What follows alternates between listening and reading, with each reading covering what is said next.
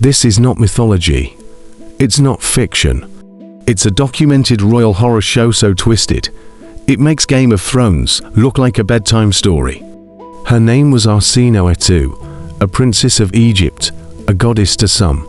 But behind the marble statues and golden crowns, she was a pawn traded, violated, and forced into marriage by her own father. She wasn't just married into power.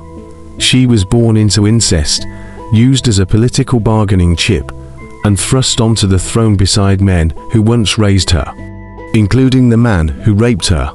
And the most terrifying part, she rose from that nightmare and became one of the most powerful and feared women in all of Egyptian history. If you're new to Historian Bunker, hit subscribe, tap the like button, share this video with anyone who loves history with teeth, and most importantly comment where you're watching from.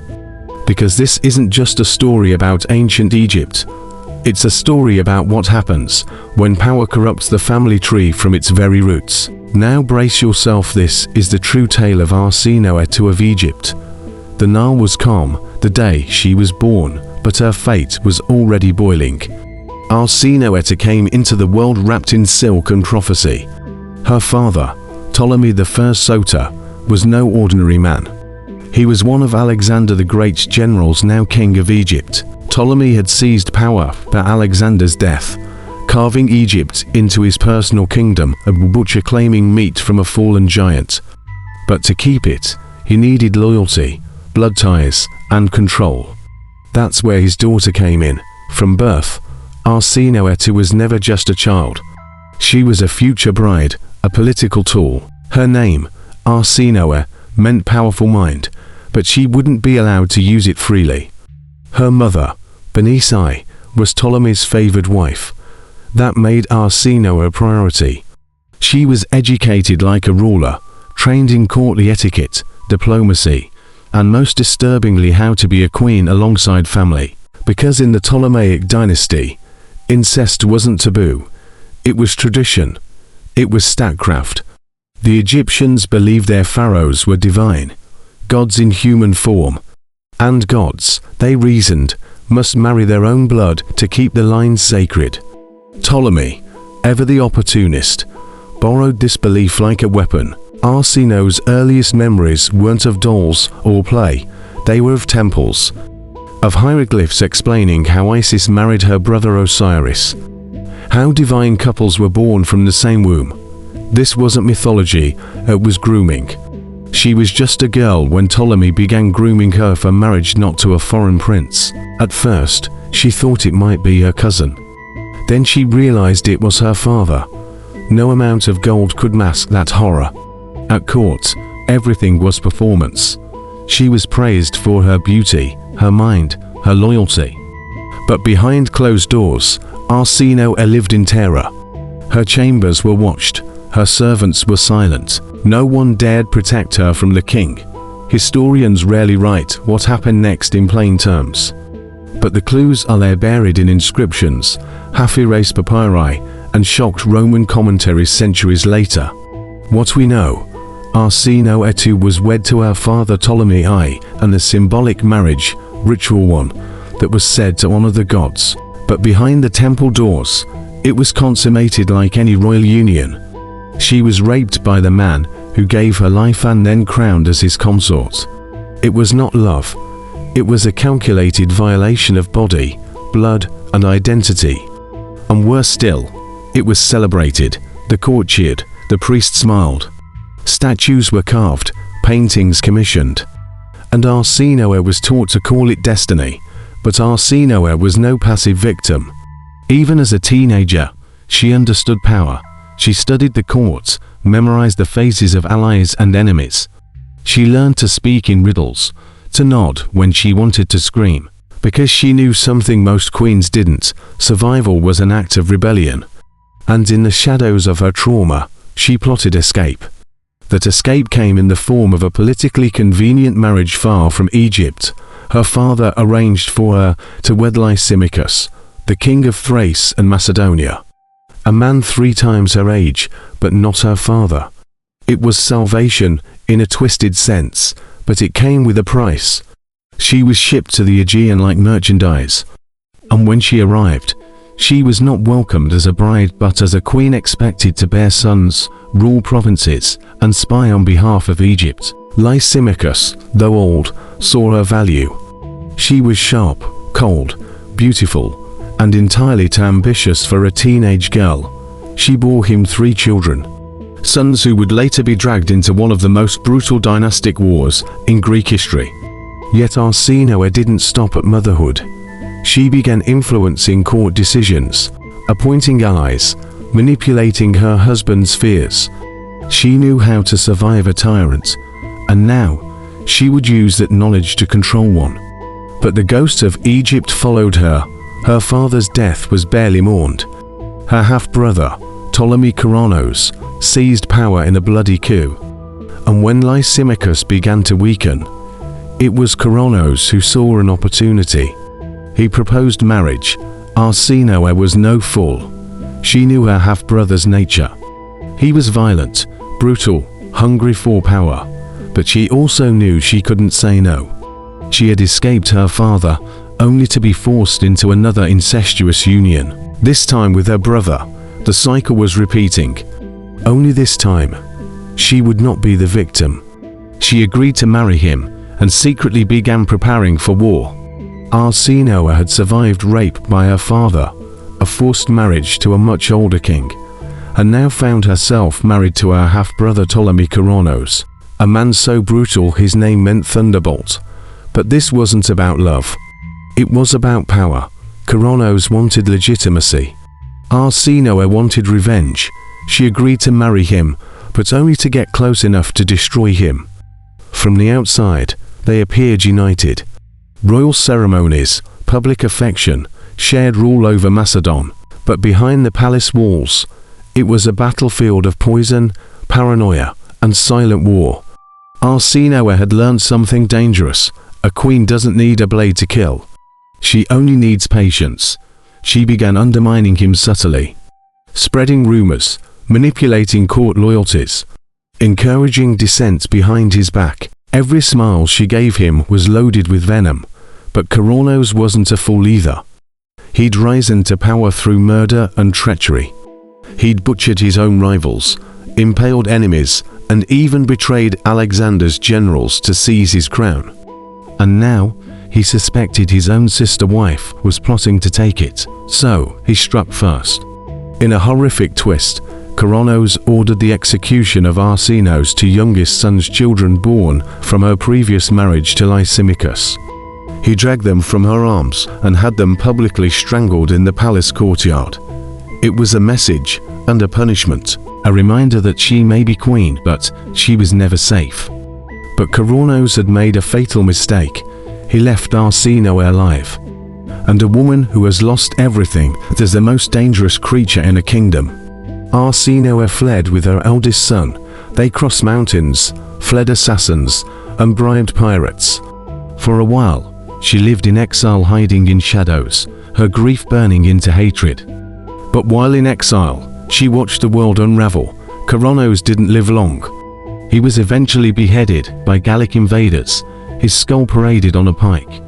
The gods had answered brutally, and now the thrones were empty. Arsinoe returned to Egypt, the place where it all began, a place soaked in trauma. But this time, she came back not as a daughter or a consort, but as a threat. Her half-brother Ptolemy II Philadelphus now sat on the throne. And what happened next would become one of the most controversial chapters in Egyptian history. He married her, yes, her brother, yet another incestuous marriage. This time, it was state-sanctioned by the priests, praised by the court, and carved into temples as divine. But this time, Arsinoe wasn't the victim. She was co-ruler. In a twisted way, she had come full circle. She had endured incest, and now she would rule through it. She became known as Arsinoe Philadelphus, a sibling-loving Arsinoe, a title meant to honor divine royalty, but one that masked layers of psychological horror and political complexity. She shared power equally with Ptolemy II. Her image appeared on coins. Her name was spoken in prayers. Her orders carried royal seal, and her past, hidden beneath a veil of golden propaganda. But make no mistake, Arsinoe never forgot. Not the screams of her sons, not the rape, not the betrayal. She used her power to hunt down Corono's allies. Every general, noble, and whisperer who had backed him found themselves exiled, imprisoned, or mysteriously dead. She purged the record, erased his name from inscriptions, rewrote the history books. She didn't just kill her enemies, she deleted them. And then, she built her legacy. Under her influence, Egypt flourished, trade expanded, temples rose. The Ptolemaic dynasty, once fragile, became a powerhouse, and still no one dared mention what she endured to get there. Because Arsinoe had mastered the ancient art of turning pain into power, her life was now mythologized. She was portrayed as a goddess, a protector, a patron of fertility and prosperity, but beneath the marble statues was a woman forged in fire and sharpened by grief. When she died, the priests wept. Cities held mourning festivals. The state elevated her to divine status. But the truth was never carved in stone. The truth was whispered, that she had been raped by her father, married to her brother, watched her sons executed, and still she rose, not as a queen who was loved, but as a queen who refused to be broken. She was the embodiment of survival, twisted, tainted, but unrelenting. Her memory would haunt the Ptolemaic line forever. Even Cleopatra VII, centuries later, would invoke her name not just as a predecessor, but as a warning, because Arsinoe proved something terrifying, that the worst crimes against a woman can sometimes create the most unstoppable queens. Power in ancient Egypt wasn't just enforced by soldiers, it was sanctified by gods. And if the gods didn't agree, the priests would rewrite them until they did. That's how incest became holy. That's how rape became ceremony. And that's how Arsinoe's suffering was buried beneath the gold leaf mask of divinity. When she married her brother, Ptolemy II, it wasn't seen as scandalous, it was paraded as sacred. Temples proclaimed their union as a reenactment of the divine marriage between Isis and Osiris. Never mind the trauma, the history, the blood. They weren't humans anymore, they were gods. Statues were erected across Egypt, Arsinoe and Ptolemy standing side by side, equal in height, wearing matching crowns. Inscriptions called her the sister wife of the king, beloved of Isis. No one mentioned what she'd endured to get there. And that was the point. Egypt's ruling elite needed stability. And stability needed mythology. The truth of rape, fratricide, child murder, political grooming was too dangerous. So they crafted a new story. In this version, Arsinoe was a virgin goddess, untouched, divine from birth. An emblem of sacred union, the perfect queen. It was a lie so powerful, it erased everything before it. And Arsinoe, she didn't resist the lie. She helped write it, because she knew something modern minds struggle with. When your trauma is too monstrous to survive in public, the only way to preserve your power is to wrap it in legend. So she became a goddess. She sponsored temples in her name. She commissioned coins bearing her face. She even had a naval fleet named after her. The Arsinoe in a temple complex in her honor rose along the Nile. Inside, pilgrims bowed to her image. Outside, the empire grew richer, stronger, more devout. No one saw the scars behind the statues. No one heard the screams beneath the hymns.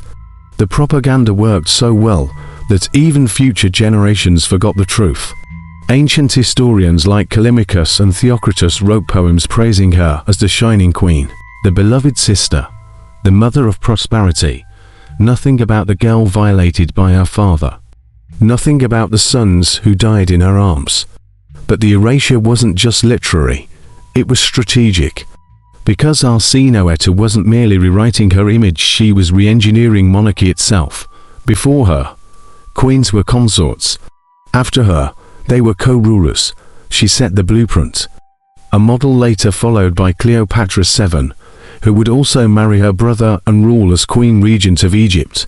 But where Cleopatra relied on romance with foreign powers, Arsinoe built her empire on silence and fear.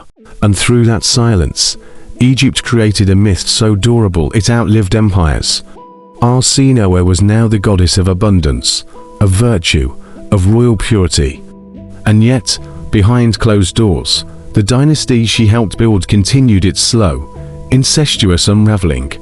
Ptolemaic rulers, after her, kept marrying siblings, kept crowning children with warped bloodlines. Madness crept through the royal court like mold behind marble. By the time Cleopatra VII was born, generations later, the damage was irreversible. Arsinoe had built the house, and now it was collapsing on its descendants. But she never lived to see that destruction. She died in glory. Her funeral was lavish, her deification immediate. Priests declared her a celestial queen, her spirit rising to join the gods. The lie had triumphed. But in that triumph was a question that still haunts us. What does it cost to be remembered as divine when your life was nothing but horror? Was it worth it? The monuments stand. The coins gleam. Her name is etched into history. But her humanity, lost. And that's why this story matters. Because every time we gaze at an ancient queen carved in perfect stone, we must ask, what did she suffer to earn her place there? What violence was washed away in the Nile? Arsinoe didn't ask to be remembered as a goddess. She chose it because the truth was unbearable. And that choice still echoes through time, a lesson not in glory but in survival. By the time Cleopatra VII took the throne of Egypt, Arsinoe had been dead for over 200 years, but her shadow loomed long. Her name, her policies, and her choices had rewired the DNA of the Ptolemaic dynasty. Every royal daughter after her was expected to be like her, beautiful, strategic, divine, willing to marry a brother, willing to kill a rival, willing to turn trauma into throne.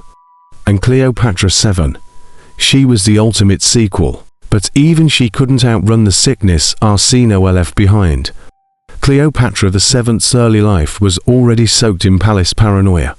Her father, Ptolemy XII, ruled a crumbling kingdom addicted to Roman loans. Egypt was no longer the powerhouse Arsinoe had shaped it. It was a court of masks and knives. Unlike Arsinoe, Cleopatra was groomed early. Educated in multiple languages, trained in statecraft, raised to rule beside a brother husband she didn't love. Sound familiar? She was forced to marry Ptolemy XIII, her little brother. He was 12, she was 18. Just like Arsinoe, Cleopatra VII was expected to smile through the incest, pretend it was sacred, and make the people believe the gods had chosen their union. But Cleopatra had learned something Arsinoe never dared: how to play Rome. While Arsinoe used silence and manipulation, Cleopatra used seduction and alliance. She partnered with Julius Caesar, then Mark Antony, wrapping Roman power around her like a second crown. Yet even then, the old curse of the dynasty came roaring back. She had a younger sister, and her name, Arsinoe IV, another Arsinoe. Unlike the original, this Arsinoe wouldn't go quietly. During Cleopatra's war with her brother Ptolemy XIII, Arsinoe IV declared herself Queen of Egypt, a teenager, barely trained, but already ready to spill blood for the throne. Cleopatra saw her not as a sibling but as an echo of the past, an embodiment of every woman who'd ever been used, abused, and then erased. And she knew what had to be done. After the civil war, after Caesar helped her win, after the Nile was red with bodies, Cleopatra had Arsinoe IV dragged from the temple of Artemis and executed. On sacred ground, during peacetime. It was a violation so extreme. Even the Romans were shocked. But Cleopatra didn't care. She was eliminating the past, killing the ghost of the dynasty Arsinoe II had built. She didn't want to repeat the mistakes. She wanted to end the cycle by dominating it. But the cycle wasn't done with her, because what happened next was poetic.